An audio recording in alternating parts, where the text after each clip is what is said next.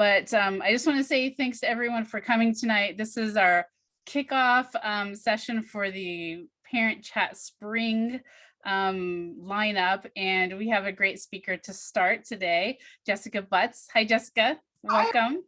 I thought I'd be able to see everybody. I'm a little sad I can't see everybody. Yeah, it's seeing the participants, but hi. It's a webinar, so you can't see them. You can see them, the chat box and stuff, which we're going to be monitoring, by the way. Oh, great. So yeah, Jessica is coming to us from Hawaii. She just moved over there, and we're going to talk about why the move and some of the stuff behind it, because that's not exactly setting boundaries, but I think the reason is important, like for us as parents to understand about the hustle that we are instilling in our kids. But yeah, so for those of you who are attending tonight, remember that you can ask questions. So this is interactive. And there's a Q&A box. So if you have questions, put them in there so they don't get lost in the chat box. And if you just have comments or aha moments, or you want to chat with another parent, just throw that in the chat box and we'll be monitoring all of that. All right, all that housekeeping is out of the way. So Jessica, welcome. Why don't you just tell us a few words about yourself and what you're doing these days? Hi. I think that's funny, Sherry. You've known me for so many years. You know I don't have a couple of words, but I will try to keep it. I'll try to keep it as succinct as possible. So Sherry, first of all, thank you for having me. Sherry and I have been working together in a multitude of ways for many, many, many years, actually. I've been a business coach and friend and just a bunch of different ways. So we have been separated a little bit since I have been doing some different things, healing my hustle and changing up my business. So hi, everybody. I am Jessica Butts. I am a psychotherapist first. I've written 2 3/4 books. The third one is Healing the Hustle and almost done. I'm a Myers-Briggs expert, and I'd like to say kind of a human behavior expert. I'm really good at watching people and observing people and checking out behaviors. And as Sherry has mentioned, I think we'll talk a little bit about this. Do you want me to go into this now, or do you want to kind of chat about it? So I'll set this up for you, Jessica. Okay. So Jessica mentioned she's on her third book, which is called Healing the Hustle.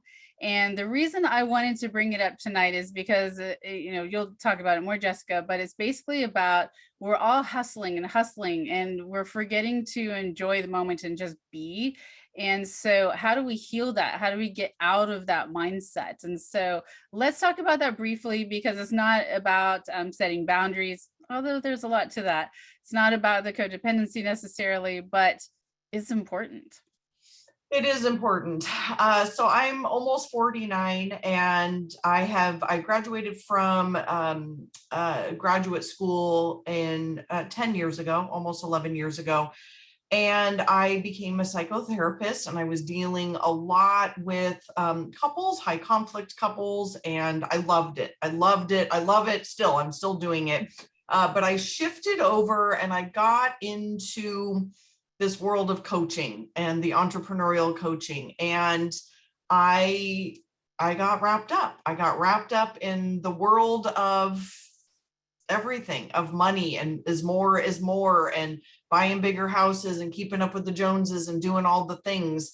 And if I'm really honest, I think COVID is what stopped it. I was aware of it prior to, but I was on this train that I felt like I couldn't necessarily stop. I had this huge team and I had all of these things going on, and I was paying people, and it was very overwhelming. And I was spending almost as much money on my business as I was making. It was just this crazy, crazy cycle.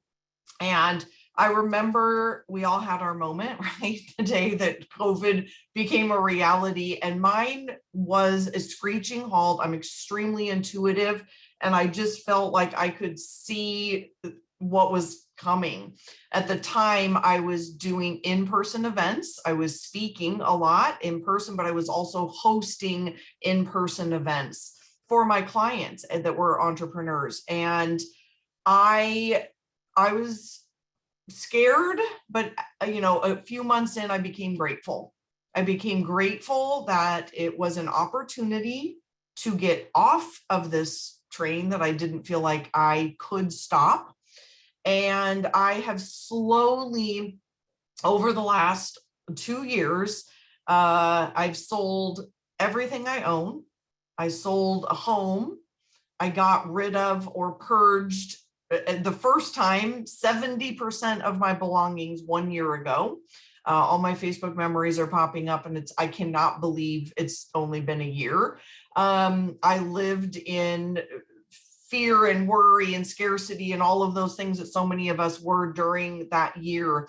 And then I just purged and sold and gave away everything. And about 5 months ago, I made the decision to truly heal my hustle and get out of this more is more. And I got rid of literally everything except 5 bags. And I moved across an ocean, and I left the chaos of what had felt like it had become my life. And I moved here alone. And I am still doing therapy, thank goodness, virtually. We live in this crazy world now.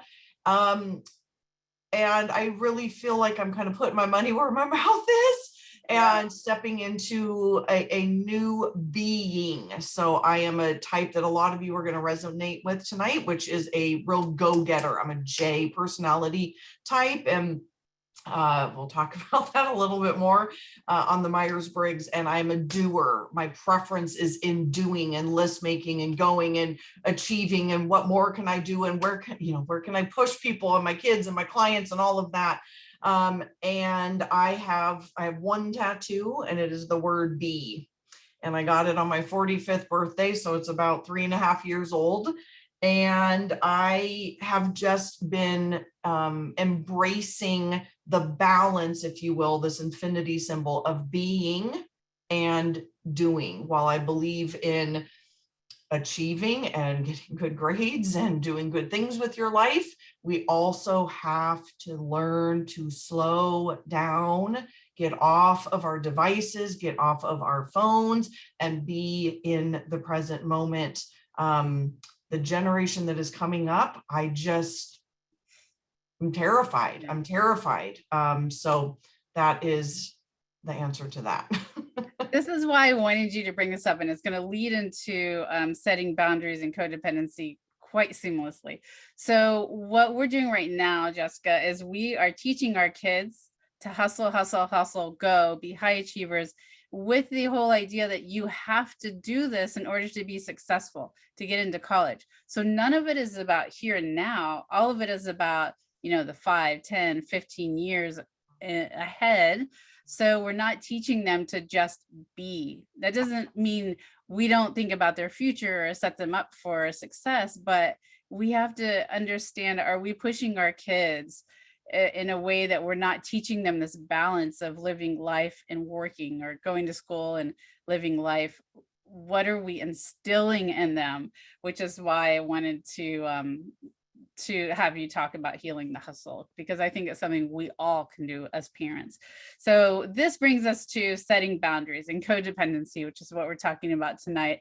And I think that's where we get hung up in this, of feeling like we have to teach our kids to hustle, hustle, hustle. So we get in there and we're all up in their stuff. So let's transition to codependency here. So what is codependency? I think it's important to know that to start. Yeah. So if everyone wants to, if you're somewhere where you're not driving, if you're somewhere at home and you want to draw a tennis court, so just try whatever this called, is a rectangle, like a tennis court. This work is by Melody Beattie. So she is the leading authority on codependency. Codependent No More is her book. If any of you have ever been, well, if you've probably ever been in therapy, somebody has told you this before, or it kind of came from AA, it came from Alcoholics Anonymous and Al-Anon, but really the thought is all of us are codependent in one way or another, because those issues have been passed on generationally. And so we get to us now. So whether or not you have parents that were alcoholics or addicts or something, we all have these behaviors that have been instilled in us. So I'm a very visual person, so hopefully this will help you. If you have that tennis court, if you want to just draw that and then put the net in the middle, there are 2 ways of being codependent. And so let's imagine there's two people. So it's just you and your child, you and your partner, you and Sherry, really anybody that you're in relationship with, you and your boss, you and your mother. That's my issue. You and your mother-in-law, whoever the person is on the other side, and you are in a relationship with this person. There are two people on the tennis court. You are choosing to play a game together, the game of life. You're in a relationship, okay? When two people are on their side of the net, and we'll get into that in a minute, this is what's called healthy detachment. And a lot of people get freaked out, like, oh, I can't be detached from my partner, or I can't be detached from my child. That word really freaks people out, but it's healthy detachment. So we're going to get into that in a second. So the two forms of codependency, I'm a very visual person, and I like analogies to help my clients understand them. So you won't find this in her work. I've kind of created this visual in my mind to help my clients. So the first is, so again, imagine these two people, and the first form of codependency is this person who jumps on the other side of the net and tries to manage and control other people. This almost always is the parenting relationship, because you're the parent. And this is when you are being unhealthy, right? You're not allowing your child to be who they are, or tell them or allow them to be great at art or great at math. This is when we're trying to tell them to be well-rounded, or jumping on that other side of the net. Women, we have become a lot this way for many different reasons. My book will hopefully help people understand that when it comes out. And this is, again, a form of control. Managing and controlling other people. Sherry, I don't like that shirt. I need you to go over there. I need you to do this. I need you to do that. Why aren't you doing it this way? This is how you, this is how you put the dishes in the dishwasher. This is very much how I was parented, of you need to do this and you need to do this, instead of allowing me to have my own voice and allowing me to grow up in the way that my skills are innate.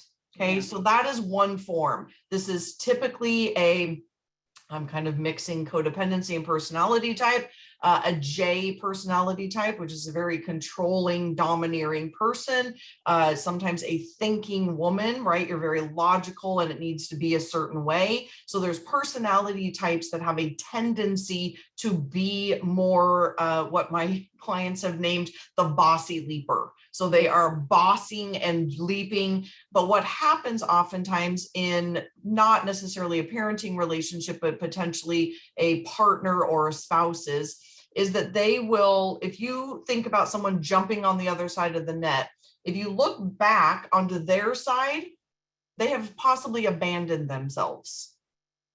They are not tending to their own needs. Yeah, I'm going to stop you right there, Jessica, because that's going to resonate with a lot of parents. Okay. Especially if they're a stay-at-home parent, then their job and their mind and their kind of heart of hearts, their job is to manage and control and guide their kids. So it's very easy for their whole being to become their kids. And these are well-intentioned parents who feel like that's my job. But like you were saying about your own situation, you need to allow space for your kids to grow and become who they are versus who you want them to be. Absolutely. You use two very different words, control and guide. Those are very different words. Controlling is, I'm telling you, you need to be good at this. You need to go do this. You need to be extroverted. Why don't you have more friends? Why don't you read more? Why aren't you better at math? Why? That is control. Guiding is a very different attitude. Very right. This is the parenting. I'm back here like, don't fall off over here. Like, let me kind of yeah, right. Versus I'm on your side of the net, controlling versus the guiding. Yeah, really important distinction. So I think it's worth saying right now that again, I'm using type, the Myers-Briggs type and this together, is that we are all egocentric people. We just are. I mean, I think this gets a really bad rap, but in parenting, especially, I watch so many of my clients, they want their kids to succeed. They want them oftentimes to be like they are. And for those of you who may have very different children from each other, you know that they came out of you with their personality type. Can I get an amen to that? Like, if you've got two different kids, you're like, why are they so different? How is this possible? This is the nature and nurture that they came out of, all of the mamas watching, with their type. That's why it's guidance, not control. That if you are a very extroverted parent and you are involved in a lot of different activities, yet you have a very introverted child, not judging them for that, not controlling that, not forcing how many different activities that they're in, but guiding them and allowing them to be who they are. I mean, I have job security for the rest of my life because one of the rules is you as parents are you're going to mess up your kids. You just are. So I guess that might be good news or bad news. Like the damage has been done, friends. The damage has been done. It is all happening.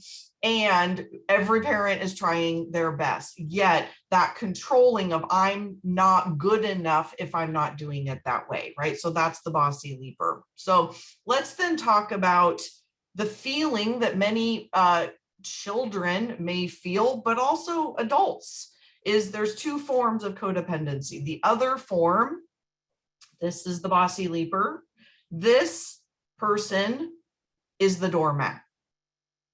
This person allows that to happen. You may be feeling some pushback from your children. And the feeling that the doormat feels is like a doormat. They feel unaccepted. They feel unheard. They feel unseen. They feel ungotten. It's a very controlled feeling. And how I see this show up in adult clients later on is that they minimize themselves. They suppress themselves. They don't have a voice. They don't actually know what they want to do. Or sometimes in a worst case scenario, it comes out as acting out, because if they're not feeling accepted by their parents, then they're acting out. They're going to go find acceptance elsewhere. They're going to go talk to other people. So learning how to, again, I love, Sherry, you use that, the guide them versus doormatting them, because the feelings of this doormat, the long-term damage that does to a human being can be pretty catastrophic. Yeah, I like that visual, because a doormat, if you think about it, it's flat, right? And it's usually dense and a little bit prickly. You know, a lot of the doormats are, so you can wipe your feet on them. One of those, you know? Yeah. And I just see like it gets pounded down and down, and then it gets smaller and smaller. And it's just there, you know, you make of it what you want of it. And we don't want that of our kids, although we think to be a good parent, we need to make sure they do X, Y, Z, and keep naming the list. But really, it's more important for us to guide them to be who they are and to get excited about life and explore life. Yeah, because again, that feeling becomes, I can't trust you. I can't trust to be myself. Again, I am not seen. I am not understood. It's obviously an incredibly, for anybody who's felt that way, this is actually my form of codependence, as I allow that. And it's from my family of origin. And it is it becomes a very uncomfortable way to be in the world as an adult. Yeah. So let's talk about the alternatives, right? So there's two other crummy forms, and then let's talk about healthy. Okay. So we've done this person and this person. So the third is this. two people in the net together, right? So this is called enmeshment. And this is oftentimes you see a lot of mothers and daughters. This is when it's a friendship.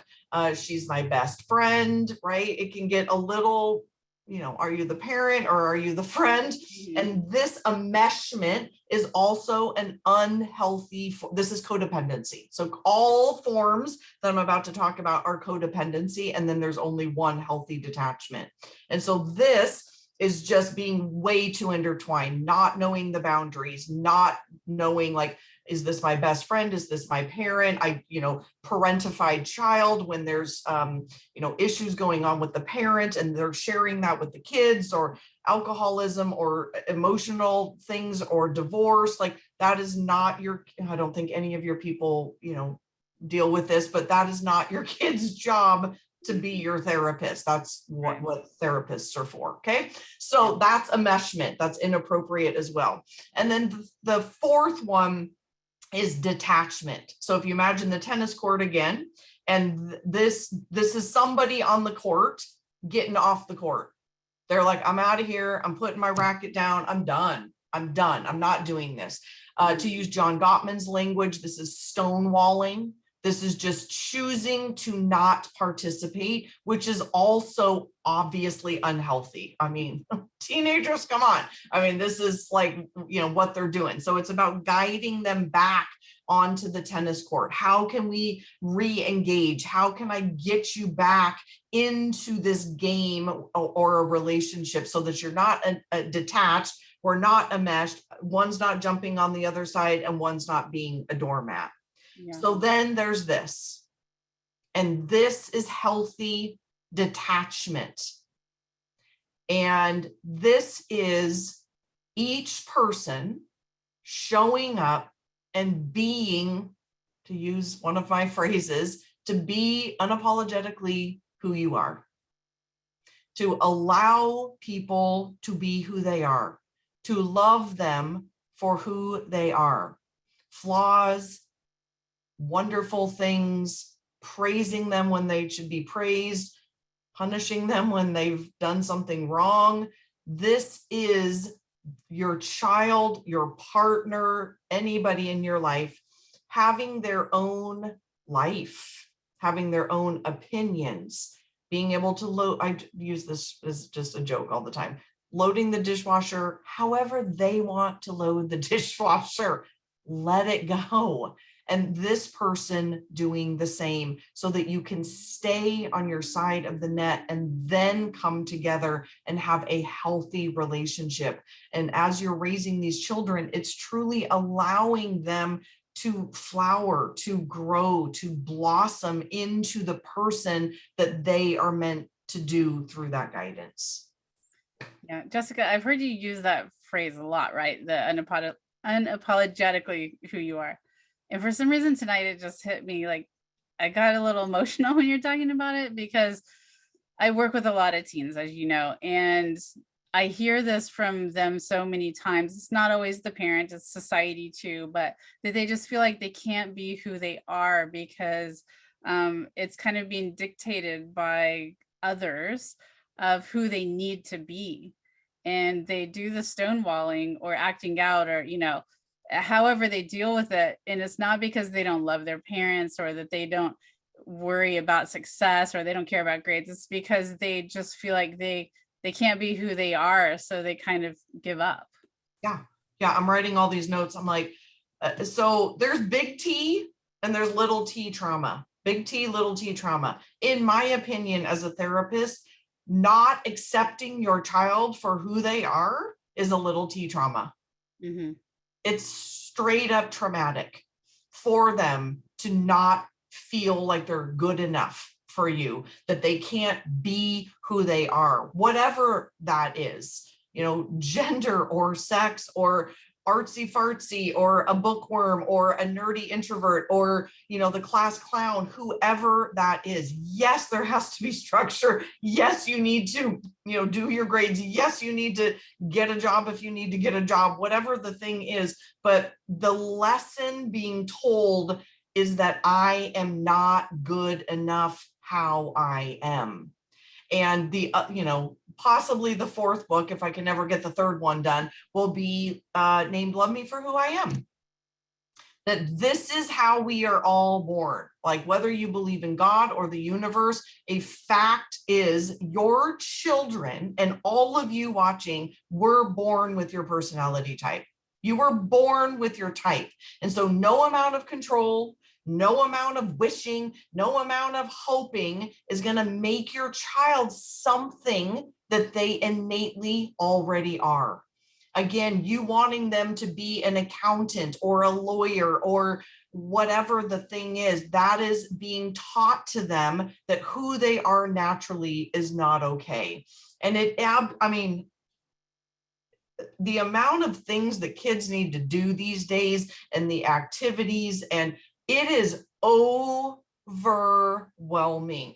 I'm an extreme extrovert and I find it overwhelming. Mm-hmm. So your introverted children, when they come home and they just need a break, there's so many facets to this. But again, just accepting them, knowing who you are, putting your own oxygen mask on first, having these conversations with your children and allowing them to unfold being unapologetically who they are. There's an old lesson. I mean, it's like Pavlov's dog. I mean, this is like psychology 101. This is positive reinforcement, right? Versus negative reinforcement. Mm-hmm. And as parents, I think a lot of your viewers, probably your students, your clients, whoever, think that, I've got to force it, right? I've got to force it into being. And that's not how the whole psychology and positive psychology started. It's, I'm going to stroke the dog. I'm going to give positive reinforcement. When you're being good, I tell you, you're being good. When you're being bad, you're also going to get punished for that. But this is I'm going to reward this beautiful behavior. And your kids may very well not be what you expected them to be. Yeah, very much so. Yes. And I think that, when you're talking about praising them, we often think of for their achievements, for their grades, for the things they did right. But it's important to praise them for who they are too. Wow. So if they load the dishwasher and it's crazy mess, you can still say, I love the way that you think outside the box, that you're not following the little slots in the dishwasher. You're just putting them in however you can do it. We can always find something to praise our kids for. And I don't mean false praise. I mean, something that really stands out, that you're like, I love that you think differently than me. I love that you're a planner and I'm not, or vice versa.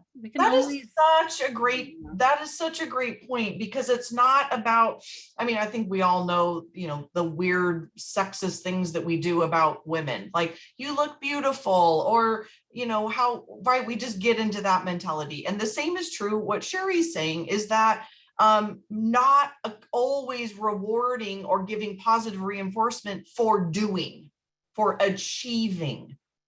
And so you're right, like, oh, that silly little dance you did over there, or whatever the thing, or you took a beautiful photograph, or something that is for being who they are, not doing, because that is being taught to them as well, that my only value is by achieving and by doing. And that is a huge part of the hustle culture that we're in, is that in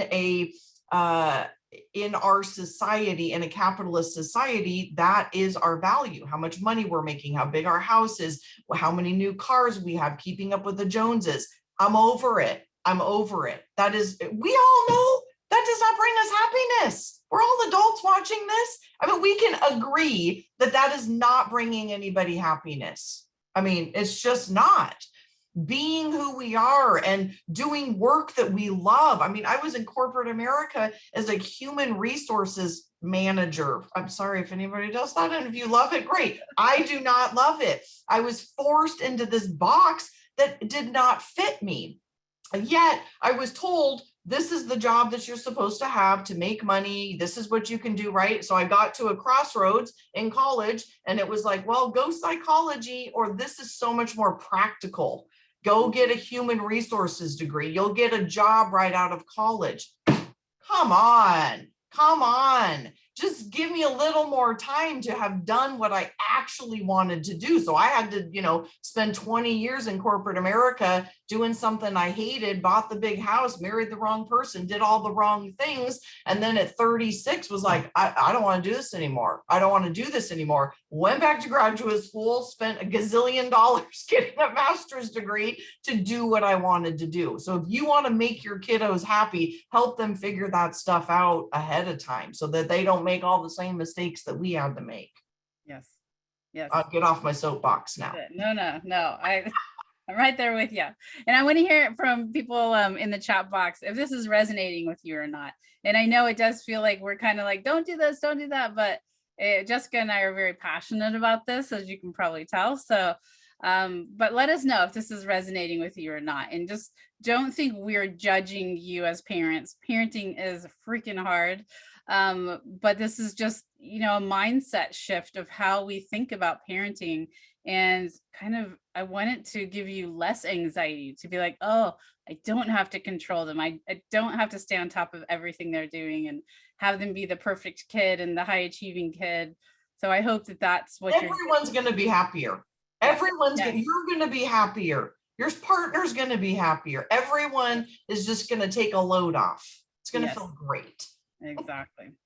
All right. So let's talk about this. Where should we go next with this? This is a good one because we've talked about what it is on this level. So let's bring this down a little bit more focused. What does it look like in a parenting-child relationship when there is codependency? We've touched on a little bit, but if you can think of some specific examples, maybe. Maybe about grades or about how they're dressing. We talked a little bit about that, but in more depth. Yeah. So I'll give a specific example.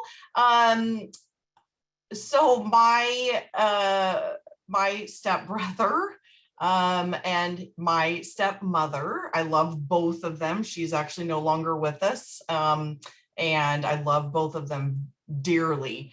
However, when he was an only child, and so she was very much a bossy leaper, like so much so.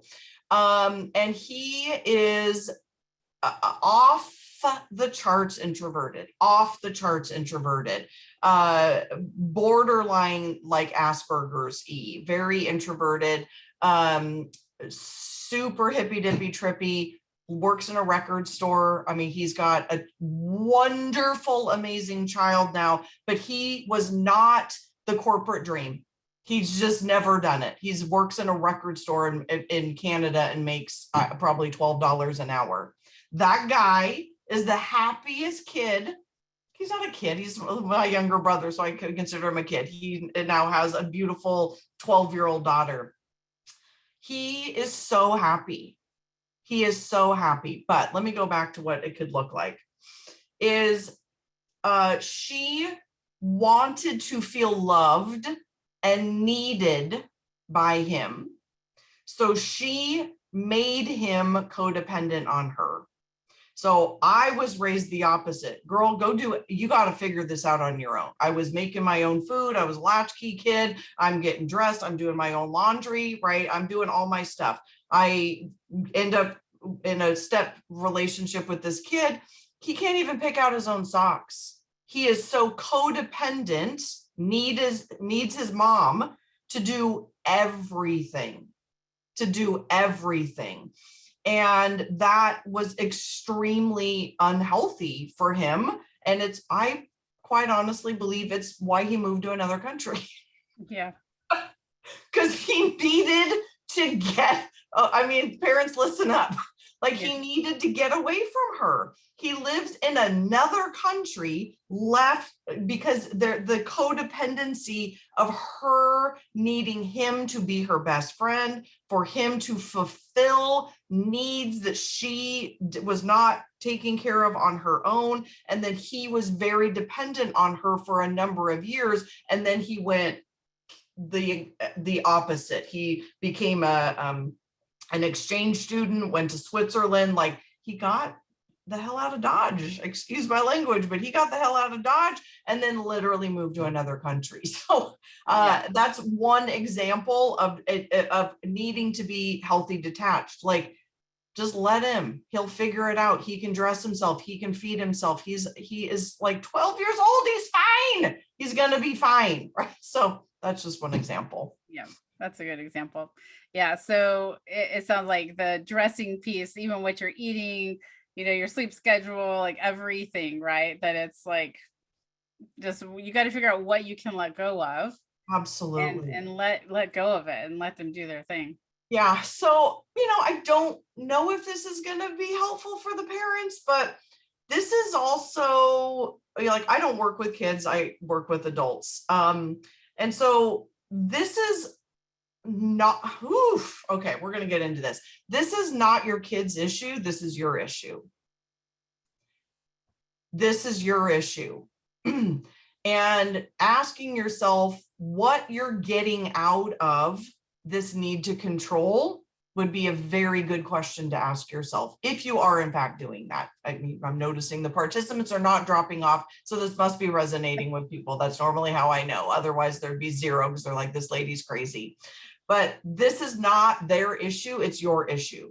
You're the parent, and asking yourself, why am I doing this? And so part of Healing the Hustle, part of the book coming out, part of all of this is learning our attachment, learning our issues of, why do I need to control this? Why am I anxious? Why am I trying to control things? Why can't I just let things go? Because my guess is, if you're doing part of that with your child, you're probably also doing it in other areas of your life. So the way that I like to think about a lot of things is an infinity symbol. So it's not this or that, right? It's not this or that. It's as a non-statistician, you're going to fall in the middle more often than not. And one side is the being, and this other side is the doing.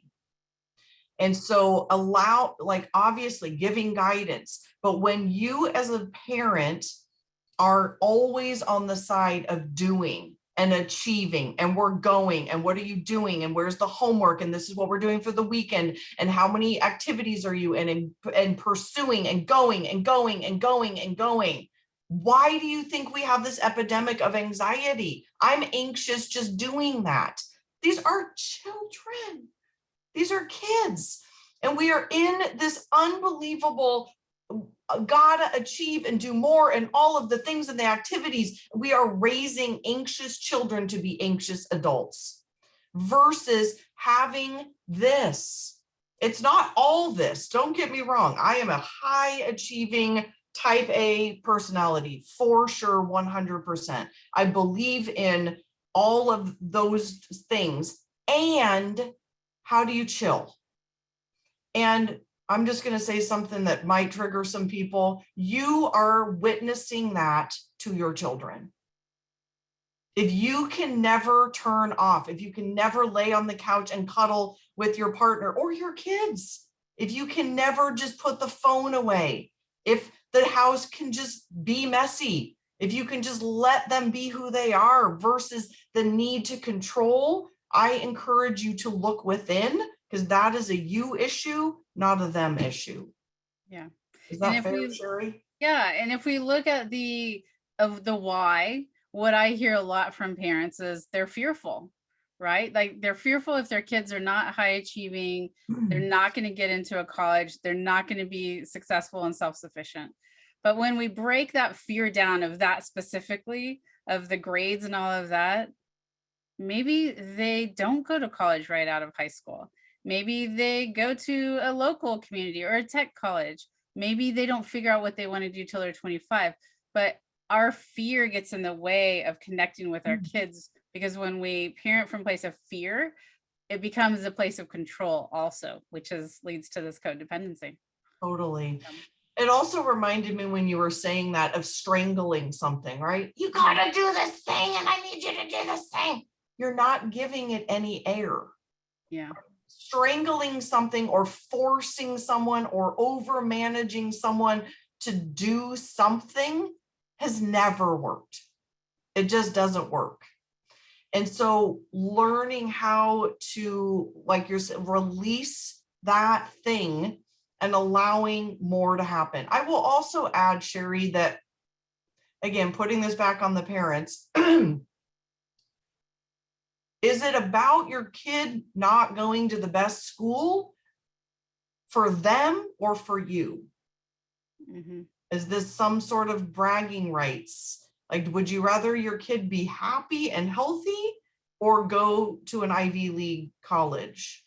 You know, again, I'm a great example. I'm sure plenty of you are too. I didn't figure out what I wanted to do until I was 36. Yes, I needed an undergrad, but I didn't figure out my life path until then.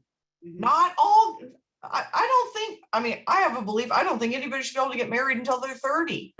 Like, we don't know anything about ourselves yet. We are not mature enough to figure that out. And at 18, making our lifelong decision is way too much pressure. That is just way too much pressure. There's also a theory in counseling called the IP, the identified patient.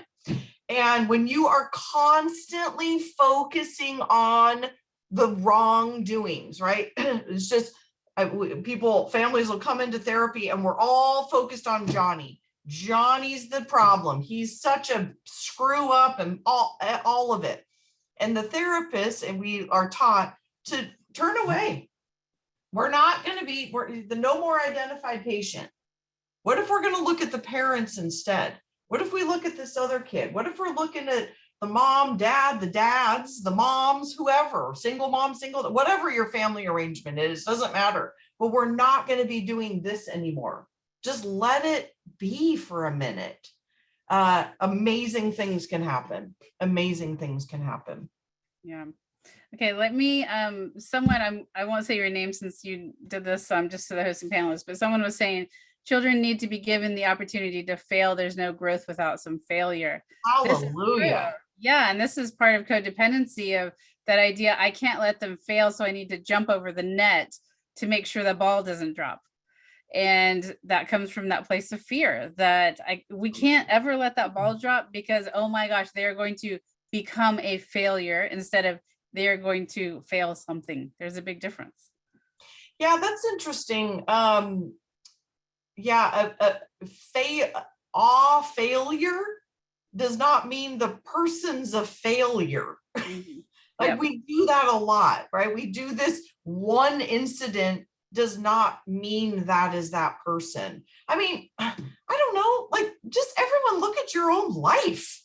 How much we've all screwed things up or changed careers or moved on, or all the different facets of life. I remember my parents talking about that for years when I was younger, and I'm like, I don't quite get that. And now at, almost, 49, going on 50, I get that. There's so many ebbs and flows of life. And I'll be honest, any decisions I made at 18 are certainly not screwing up my life at this age. That's just not happening.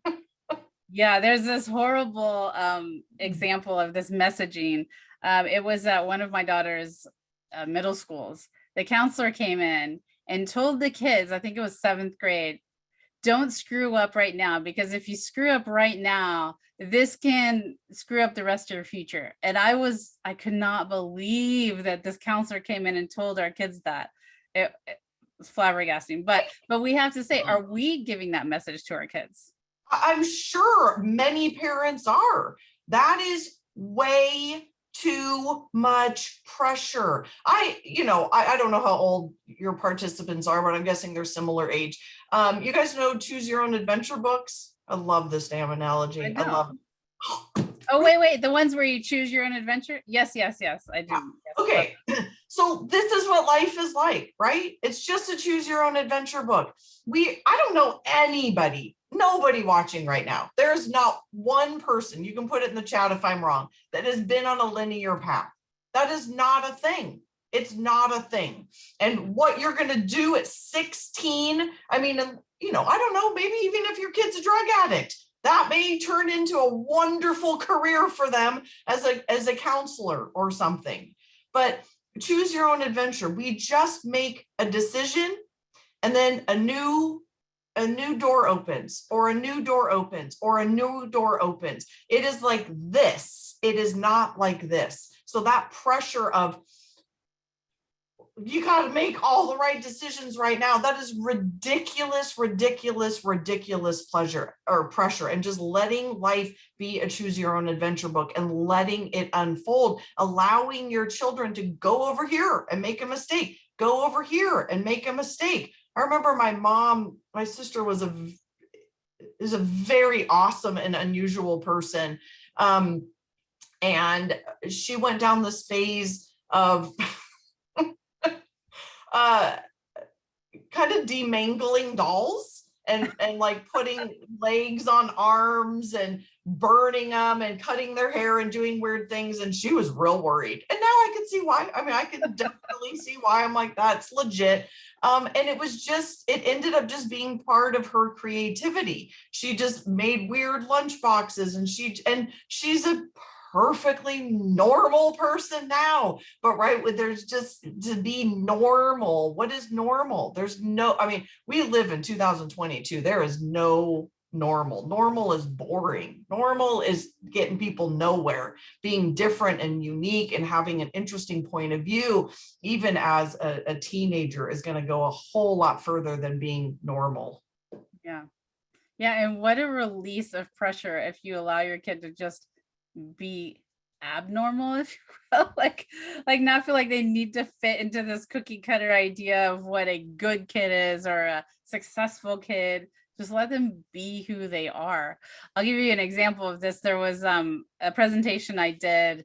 I don't remember even what it was on, but at the very end, a parent raised his hand and he's like, well, what do I do if my kid's a football player?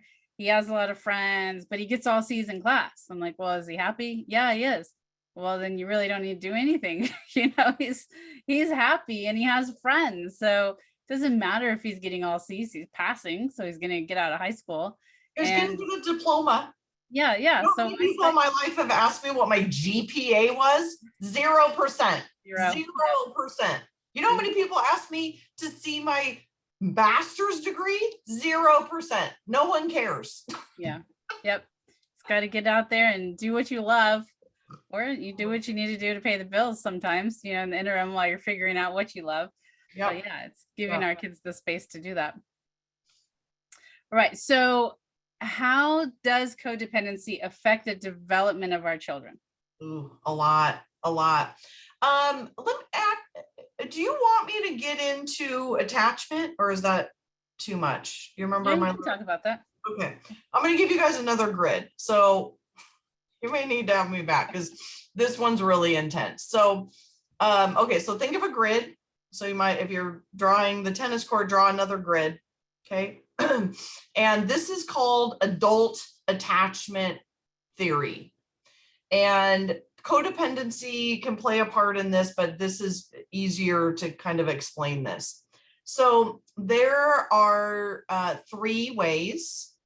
And the first way, theorists say that it doesn't even exist. And if it does, it's less than 10%. And that would be securely attached, which means your parents or you parents are doing a perfect job. You all know that's not possible, right? You're yelling sometimes, you're losing your voice, you forget to pick them up, like stuff happens.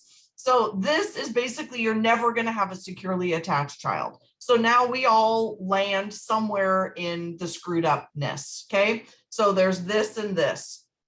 These are the 2 other quadrants. So the first is avoidantly attached. And this is a child that goes out in the world and comes back. And the parent is, in this case, emotionally not there. So avoidantly attached is, I learn, so I'm tying this to codependency. I have learned that being myself is unsafe. And therefore there's nobody there. So for our generation, these are latchkey kids. But in this generation, this would be parents that are just literally not there. And what that child learns is, I don't need anybody. I'm going to do it on my own. And it's unhealthy. And so if there is this over controlling, this child learns, again, I am not safe being who I am. So I'm going to avoid any kind of intimacy with people. I'm going to avoid being myself. So you might move to Canada. This is the alternative. They are just, I don't need you. I got to get away. I got this on my own. So the other version, and why it's a grid, is you can be anywhere in here. This other is anxious attachment. And this one is your child goes out into the world and comes back. And in extreme cases, this is a mental disorder, right? This is bipolar or manic depressive or alcohol or drug abuse. But I'm guessing there's not a lot of that in this group, but there might be. But what it could also be is you're not good enough. And what this child learns is, I can't trust what is going to come out of my parents' mouth. So it's, imagine walking in, some of you may be this is more that generation, our generation. You walk in and your mom is drunk, or your dad is hitting your mom in a heterosexual relationship, or there's some sort of chaos going on. In a lesser extent, this is, you're not good enough, or smoke and mirrors. I love you, but you're not getting A's. I love you, but you didn't get into this. I love you, but that is anxiously attached. They don't know how to land. They don't know how to trust people. So this is a lot to kind of leave this conversation on, but it really, really, really screws all. I mean, we all have our issues. I certainly do. I'm sure we all do. But knowing these kinds of tools, the codependency, this adult attachment, really can help you loosen your hold a bit and allow your children to be who they are, because the how we're raised as children becomes how we attach in relationships as adults. This is who they're going to marry. This is how they're going to be as adults. What you're teaching them now is absolutely how they're going to show up as adults. That's powerful. Yeah. So in our last few minutes here, let's recap and think of it in terms of what is our parental calls to action, right? Like, what can we leave parents with concretely of, if you focus on changing these things up, you're going to see some results. You're going to feel a difference in your parenting. Yeah. So I would invite people who have been listening, what stands out for you? Like, what do you think you can change up or continue to do that would be helpful? Yeah. Yeah. I will just say, I'll just keep it really simple, and then we can hear some of the chats if you want, is this visual. And the language I use is stay on your side of the net. Stay on your side of the net. However often you need to say that during the day, stay on your side of the net. And if you need to figure out your side of the net and let your kids just be who they are, then go do some work on yourself too. But practicing stay on your side of the net. Let your kid, they're going to flip. We all failed. We all screwed up. I mean, I got arrested for shoplifting when I was a kid. I'm like a really good person.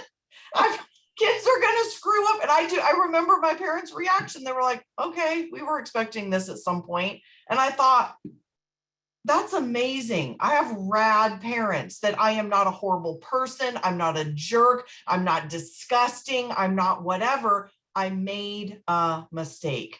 That is just letting your children bounce around a little bit, right? If they're going to get off the rails, get them a therapist, get some help, right? Keep them on the net, but just let them figure it out. Let them bounce around. Let them test the waters. So yeah. I think that's where I would leave this.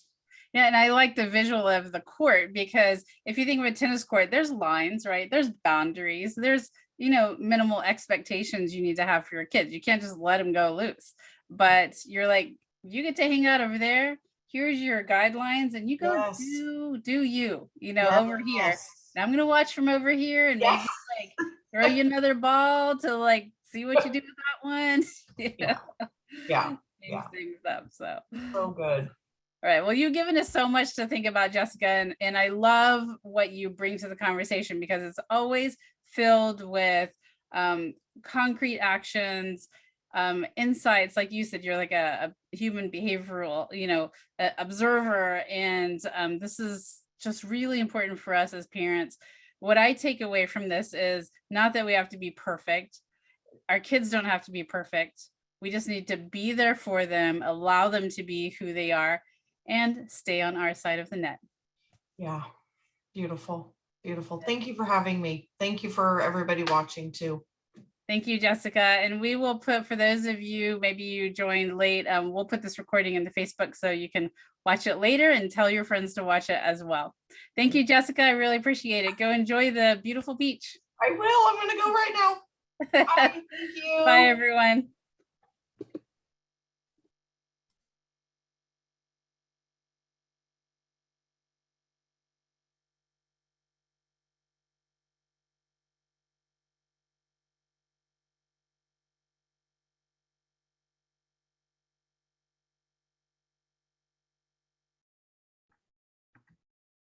Hi, that was a quick end. If you're still here, we wanted to let you know that there are a few upcoming events for Balance in Mind.